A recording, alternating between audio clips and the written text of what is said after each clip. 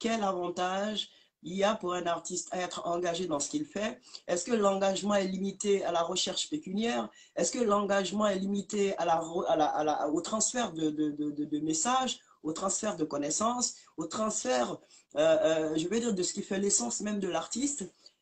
Quelle est la teneur donc de cet engagement pour nous tous?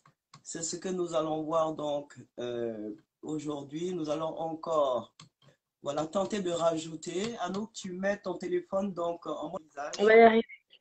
Euh, bienvenue, bienvenue à toi, bienvenue, bienvenue à toi. Alors, je ne vais pas tarder, je t'ai déjà présenté, donc je vais te passer la parole pour que tu puisses te présenter toi-même devant tous. Bienvenue à toi, donc, Anouk Berthaud. Je vous prie de suivre tous et de partager donc ce direct. Nous t'écoutons. Bienvenue. D'accord. Donc, j'ai pas besoin de. Bon, je vais me représenter. Voilà. Donc, voilà, peut-être que Rose vous en a déjà parlé. Moi, je suis donc historienne de l'art indépendante. Donc, c'est-à-dire que je travaille à mon propre compte. Je ne travaille pas pour des musées ou des structures. Ça peut m'arriver, mais c'est à leur demande. Donc, voilà. Je travaille aussi pour des artistes. J'accompagne aussi des artistes pour gérer leur carrière. C'est ce que je fais. Et donc, je travaille surtout avec des artistes, alors tous les thèmes possibles et tous les médiums possibles. Ça m'est déjà arrivé d'écrire des textes, par exemple, pour des danseurs, des chorégraphes, travailler aussi avec des pièces de théâtre aussi, tout simplement parce qu'ils abordaient justement ce fameux thème des inhumanités. Alors, qu'est-ce que j'appelle justement par inhumanité? Eh bien, c'est tous ces actes contraires à l'humanité. Donc, ça va être, je regroupe par exemple les guerres, l'esclavage, ça va être toutes les formes de violence aussi, justement le manque de respect, ça peut être aussi tout ce qui est forme de violence, donc le racisme, les discriminations, tout ce qui nous rend pas humains en fait, tout ce qui est tout ce qui tend en fait à rabaisser l'humain, quelle que soit son origine, quelle que soit sa couleur de peau, etc. Moi, ça, c'est mon combat, en fait, que j'ai décidé de mener. Et par justement les arts. Et ma mission, c'est justement de valoriser ces arts-là, apprendre justement, enfin, les rendre lisibles et visibles justement par le public, et qu'ils comprennent et que le public parvienne à mieux comprendre justement les intentions des artistes dans leurs œuvres. Donc ça, c'est ce que je fais.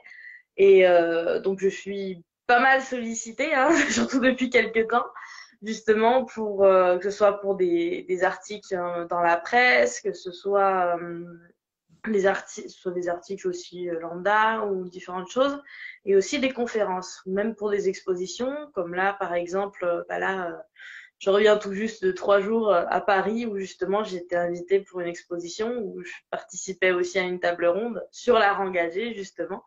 Donc ça fait aussi partie de mon nouveau quotidien, c'est ça aussi.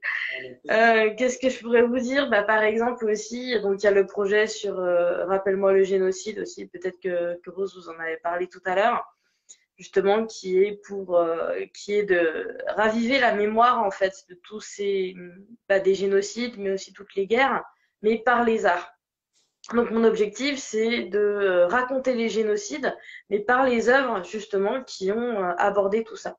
Donc pourquoi les génocides? Tout simplement parce que c'est mon premier. Quand j'étais à l'université, j'ai fait un mémoire de recherche sur les représentations artistiques du génocide des Tutsis au Rwanda. Voilà. Et c'est à partir de là que tout a commencé. Et après, j'ai continué en me disant, tiens, il y a encore d'autres artistes qui ont fait d'autres choses sur d'autres thématiques ou sur des génocides ou alors des actes génocidaires, mais c'est pas reconnu comme génocide, mais pour autant, c'est quand même des choses graves. Et le problème, c'est qu'il n'y avait pas assez de critiques d'art ou d'historiens d'art ou même de spécialistes qui étaient sensibilisés à la question ou qui avaient les bons mots justement pour parler de tout ça. Et donc, les artistes créaient, mais il n'y avait personne derrière, si vous préférez, pour justement défendre leur travail. Donc, ils se retrouvent tout seuls avec tout le poids qu'il y a derrière justement la symbolique de ces œuvres, qui parlent de sujets évidemment qui sont très lourds aussi à porter. Et moi, je me suis dit, tiens, moi, ça m'intéresse, donc je veux en faire mon métier spécialisé là-dedans. Alors oui, évidemment, je fais aussi des thèmes qui sont plus légers, hein. Ça m'arrive aussi de faire des conférences sur, sur des thèmes plus classiques de l'histoire de l'art, hein, je vous rassure. Mais Exactement. voilà, Donc justement, principalement, c'est ça. pour rebondir sur ce que tu viens de dire, je vais te laisser la parole dans une minute. À ton avis, c'est quoi l'importance d'un critique d'art? C'est quoi l'importance d'un historien d'art en soutien donc à la carrière d'un artiste ou bien dans ce grand monde de l'art que nous voyons aujourd'hui? Je risque de me faire, je risque de me fâcher avec mes collègues et critiques d'art, mais bon, c'est pas grave. Oui, c'est de On bonne est là, guerre, c'est de bonne guerre. Je pense que voilà, il est aussi bon pour eux d'écouter ils sont de l'avis bonne guerre. d'avis, En fait, la critique d'art et l'historien d'art, c'est deux métiers qui sont complètement différents. En fait, l'historien d'art, il y a un cursus à l'université où on va apprendre justement toute l'histoire de l'art, tout simplement, de la naissance justement de l'art, donc depuis les peintures rupestres jusqu'à nos jours. Donc, c'est-à-dire qu'on va balayer les périodes, y compris aussi selon les universités, les continents aussi. Par exemple, moi, j'étais dans une fac, dans une université du sud de la France. On n'a pas forcément le même programme qu'une université qui est à Paris, qui va être spécialisée par exemple sur l'art chinois ou l'art, je sais pas moi, l'art africain. Et encore, je suis même pas sûre justement qu'il y ait des cursus spécialisés en histoire de l'art africain. Je suis pas sûre du tout. Mais voilà, ça dépend surtout des régions. Et en fait, dans ce cursus-là, donc c'est un cursus qui prend minimum 5 ans pour être reconnu comme histoire de l'art. Donc on a le cursus après le bac, donc de la licence, jusqu'au master, où on va étudier les différentes périodes, que ce soit donc Antiquité, avec les temps anciens justement, que ce soit donc gréco-romain, etc., et les autres civilisations. Ensuite, la période médiévale, la Renaissance, période moderne, période contemporaine et période art actuel. Donc ce qui se passe maintenant. Voilà. Donc on a des enseignements aussi en esthétique, en différentes choses, en médiation, en énormément de choses. Donc on a un cursus qui est très complet. Tandis que le critique d'art, je vais grossir le trait, hein. J'espère que je vais pas me fâcher avec mes collègues critiques d'art, ne m'en voulez pas. on Le dira que critique d'art, il n'a pas obligatoirement de formation de critique d'art. Souvent, ça va être un journaliste ou quelqu'un qui est passionné par l'écriture, mais il n'a pas forcément comment dire, une formation, un cursus en art ou en histoire de l'art. Donc c'est pour ça qu'il faut bien souvent se méfier parce que des fois, on peut tomber sur des critiques qui ont aucune connaissance ou peut-être qui sont passionnés ou que ça les intéresse, mais qui vont donner leur jugement aussi, parce que ça, c'est une grosse différence entre la critique et l'historien d'art. C'est qu'un historien d'art ne va jamais il va jamais dire s'il aime ou pas une œuvre. Il doit toujours être neutre en fait, puisqu'il est là pour raconter une œuvre, mais il ne va pas dire son point de vue. Moi, par exemple, il est arrivé que j'écrive des textes sur un artiste, mais j'avais énormément de mal parce que ça me parlait pas en fait.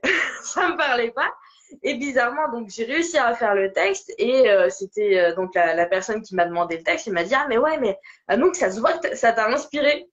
Et moi j'ai pas osé lui dire que bizarrement en fait j'aimais pas du tout l'œuvre.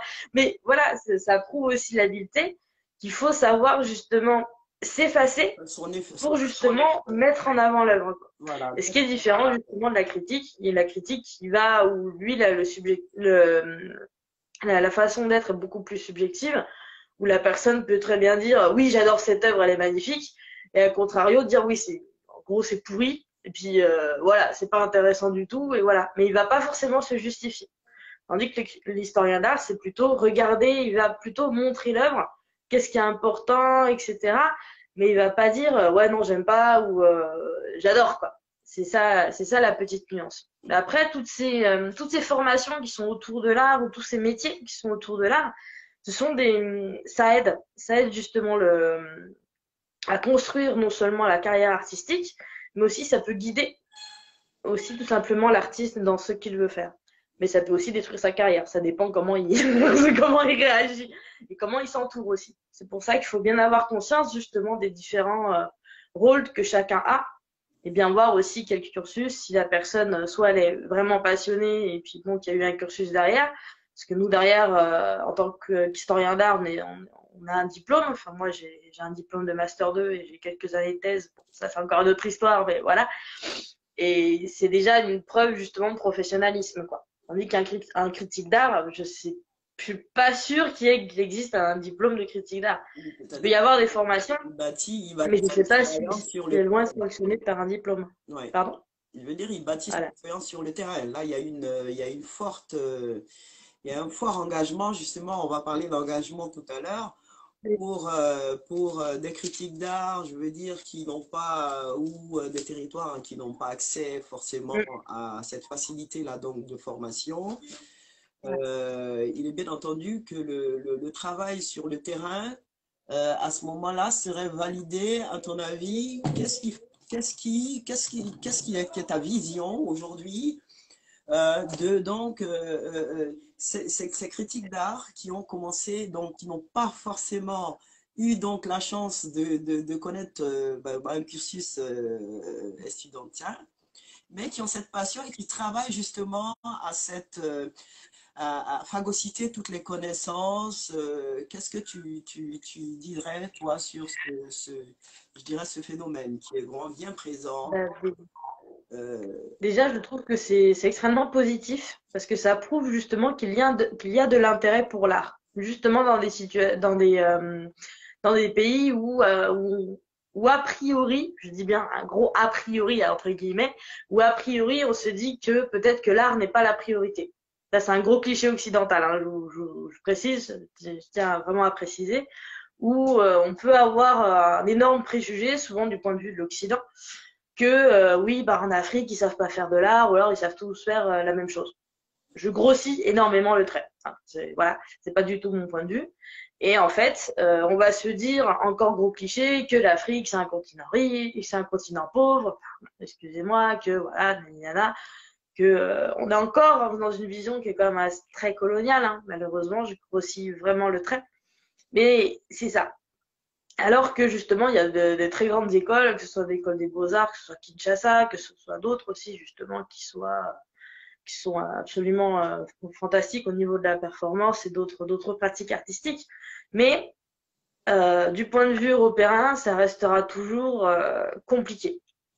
Mais moi, ce que je trouve qui est très intéressant justement dans la pratique, dans l'émergence en fait de ces métiers d'art, surtout dans ces pays-là, c'est que ça prouve qu'il y a un intérêt et que justement l'Afrique veut justement s'affranchir du regard aussi de l'Européen et veut avancer, veut créer sa propre histoire aussi artistique. Et ça, à mon sens, c'est primordial, puisque c'est comme ça aussi que déjà il y a un intérêt justement vers soi, donc vers l'Afrique de par donc ses propres populations. Et ce qui, à mon sens, c'est vraiment nécessaire et ça permet aussi justement d'aider à faire avancer justement le pays et le continent. Et je pense que c'est très très bon signe et ça ouvrira la voie plus tard, donc tant pour les générations actuelles qui font ce travail-là, mais aussi les générations qui viendront après. Parce que le terrain sera déjà là pour l'instant, vous avez un sentier que vous êtes en train de tracer, mais progressivement, ça va se faire et voilà. Oui, comme à une époque, aujourd'hui, on voit très bien que voilà, sur le marché de l'art, on a vraiment la présence de plus en plus d'artistes africains qui sont cotés de plus en plus.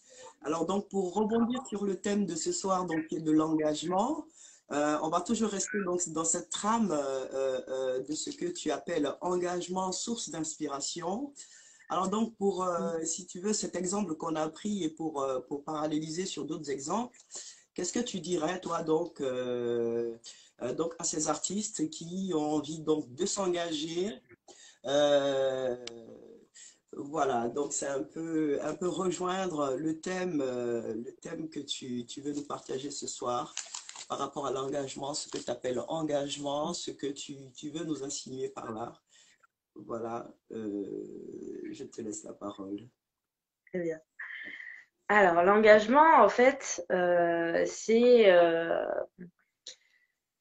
c'est transmettre un message, c'est essayer justement de faire quelque chose. On va pas faire de l'art pour faire de l'art en fait. C'est pas juste faire de l'art pour, par exemple, dessiner un pot de fleurs ou faire quelque chose simplement de beau. Quand on fait de l'art engagé ou quand on fait de l'engagement, c'est qu'on a une volonté derrière que peut-être il y ait un changement.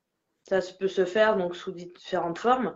Quand je parle de l'engagement en général, ça peut être de l'engagement associatif, ça peut être de l'engagement pour je sais pas moi, par exemple, pour aider des différentes communautés, ça peut être pour même simplement pour aider son voisin, ça peut être des choses très simples. Mais c'est juste quelque chose pour aussi aider son prochain, à mon sens. Et pourquoi j'encourage justement les artistes à s'engager? Parce que tout simplement, si on n'ose pas, eh ben, il ne se passera rien. Donc il faut essayer, il faut tenter, et peut-être que ça va marcher. Ou peut-être qu'il y aura une tentative, une réponse de l'autre côté, même si elle n'est pas forcément à la hauteur de notre attente, de notre demande, au moins il y aura une réponse. Et s'il n'y a pas de réponse, c'est pas grave, mais au moins on a osé. Et ça, c'est important. C'est comme ça que, par exemple, moi, je peux vous raconter plein d'histoires hein, là-dessus à chaque fois. Il m'est arrivé des choses comme ça où justement j'étais en difficulté pendant mes études et j'avais une question par rapport à un artiste ou quelque chose et j'osais pas en fait simplement contacter l'artiste ou une professeure qui avait travaillé dessus, j'osais pas. Et au bout d'un moment, je me suis dit, écoute Anouk, c'est bon quoi, enfin t'es la seule à pouvoir détenir la clé, donc ose, ose envoyer un mail, ose demander justement ose contacter ton artiste ou cette personne et peut-être qu'elle va t'aider. Et en fait, juste par ça, ça a eu des conséquences, mais phénoménales. Donc, c'est vraiment pour dire que parfois, là, c'est un proverbe qui dit justement qu'un tout petit battement d'aile, justement, d'un papillon peut avoir des conséquences terribles. Bah, c'est un peu ça, en fait. C'est que chaque petit pas, il faut essayer de le faire. Même si on ne sait pas ce qui va y arriver en derrière, ce qui va arriver derrière, pardon, il faut oser. Que ce soit l'engagement, ça peut être des choses très simples, hein, ça peut être, je sais pas, par exemple, aider quelqu'un à faire un puits ou ce genre de choses, mais il faut essayer parce que ça fait déjà un premier pas. Et ensuite, progressivement, vous allez en faire d'autres. Ensuite, si je peux dire la différence de l'art engagé, c'est que évidemment, il va y avoir ça va y avoir différents combats, si je puis dire ça comme ça, justement, des différents messages qui vont se retrouver dans la pratique artistique. Alors, ça peut être la pratique artistique sous toutes ses formes. Ça peut être la danse, ça peut être le théâtre, ça peut être la sculpture, la peinture, le dessin, la musique aussi. Où justement, il y a un message qui passe. C'est pas genre, je vais pas juste peindre un chat pour peindre un chat. Non, il va par exemple peindre un chat, mais il va le faire d'une telle façon que justement il y a un message qui passe derrière. Ça va être, je sais pas moi, par exemple l'abandon des chats ou je sais pas quelque chose. J'essaie de trouver des exemples où par exemple il va représenter le beau en fait, ce n'est pas forcément une condition. C'est pas forcément le but, c'est pas forcément que ce soit agréable à l'œil. On peut avoir des œuvres engagées qui vont être très impressionnantes ou même carrément moches esthétiquement, mais qui ont un message qui est très fort. Ça peut donc voilà. Après ça dépend. Et ce qui est aussi l'avantage. On va encore donner un exemple. À ton avis, si tu devais comparer deux œuvres, celle qui se dirait engagée, à ton avis, elle doit comporter quoi comme source d'intérêt, justement, source de compréhension de cet engagement-là? Comment Je tu dirais l'humain. définirais, toi, une œuvre engagée ou non? Je dirais qu'il faut que ce soit plutôt des thèmes en fait qui nous parlent, des thèmes universels. Alors peut-être que je dirais peut-être l'humain par exemple la condition humaine. Ça en général ça marche plutôt justement parce que ça parle un peu à toutes les couleurs de peau et toutes les communautés.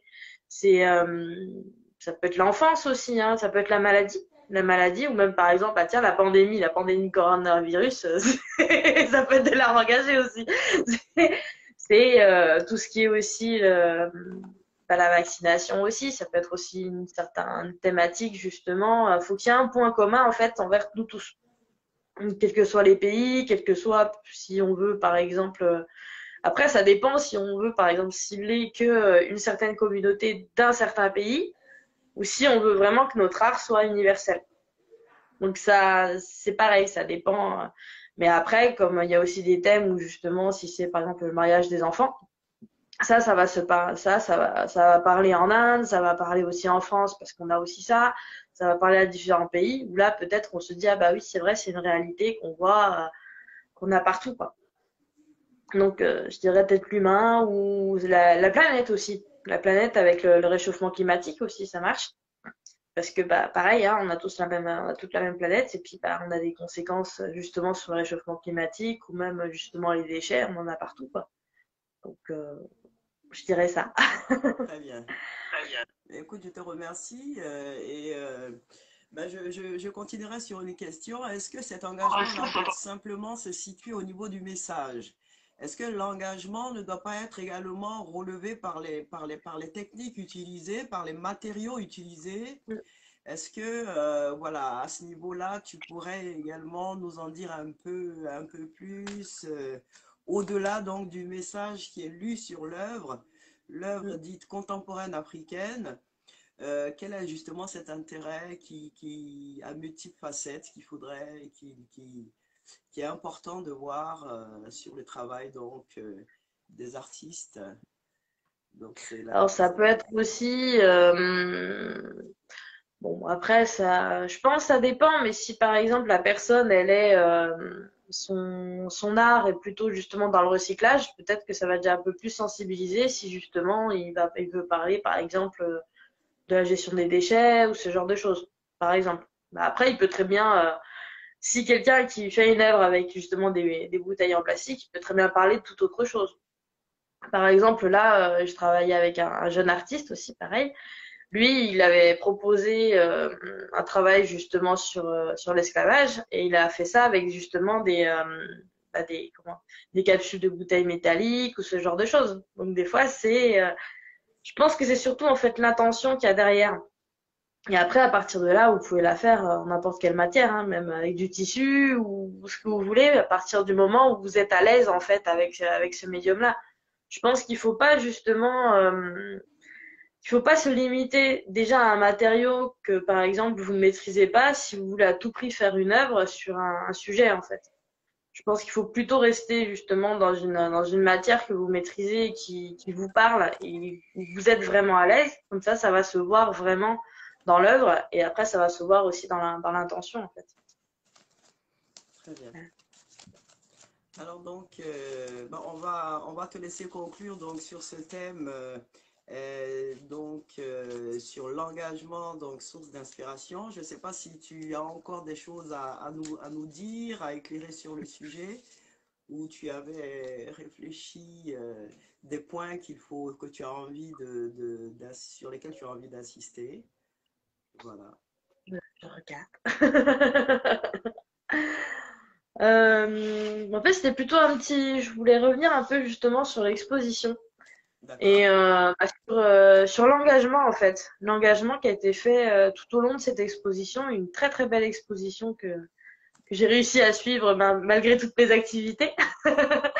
Et bah justement, j'étais très très surprise parce que déjà par rapport au travail titanesque que vous, Madame Rose, vous avez réussi à faire par rapport à la gestion justement de cette édition en ligne, justement d'une exposition. Donc là, avec autant d'artistes, vraiment, parce que là c'est vrai que c'est énormément d'artistes de tout pays confondus.